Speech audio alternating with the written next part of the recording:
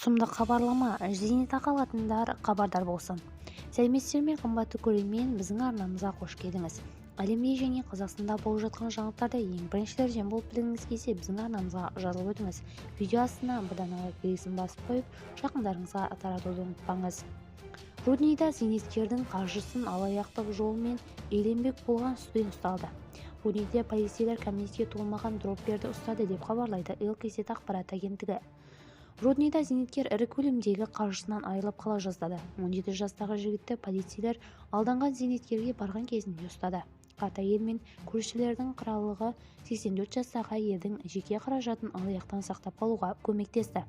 Алаяқтардан қоңырау кешке келіп түсті. Ер адам өзін полиция майоры ретінде таныстырып, оның немересі адамды көлікпен қағып кеткенін хабарлайды.